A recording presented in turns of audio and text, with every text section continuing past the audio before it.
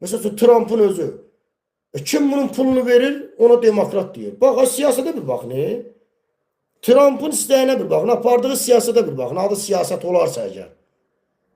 Dünyada apardığı siyasete bir baxın. Deyir, sən mənə pul versən, məsələn, demokratsan deyəcəm. Halal olsun, kişi adamsan, belə olansan, insan. Nətər ki, İlham Əliyev pul verdi, orada dedi, belə olansan, sən halal olsun. Pulunu verməsən, sən terrorçusan. Sən xainsən, sən bütün dünyaya sən narkotik satırsan. Sən mənə pulumu verməsən. Venezuela qarşı necə elədi? İrana qarşı necə eləyir? Fikir verirsiniz? Yəni bu onları başa düşmək lazımdır.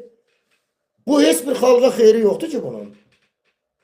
Bütün hüququ tapdalayıblar. Beynəlxalq hüquqlar ayaqlar altında da kişilər, ha insanlar. Təsəvvür edirsiniz siz. Adamlar deyir, biz deyəndir deyir. Zor gücü ilə. Biz eləyəcəyik. Zor gücü ilə aparılan siyasetin kökü gedib demokratiya çıxa bilər. Gedib azadlığa çıxa bilər. Hə? Kim bunun pulunu verirsə ona demokrat deyir, ona deyir azaddır, xalqına yaxşı baxır, belə oğlandır. Pulunu vermirsə terrorçu deyir. Bu nədir belə? Nəyin siyasətidir? Kimin siyasətidir bu? Bu doğrudan da mı bu dünyanın xilası üçün gedirik? Doğrudan da mı bu demokratiya deməkdir? Doğrudan da mı deyirlər, diktaturaları deyir, yavaş-yavaş təmizləyirlər. Doğrudan da mı belədir? Yeni dünya düzəni qurulur. Doğrudan da mı belədir? Yeni dünya düzəni bu mu olacaq? Zorba siyasəti. Hə?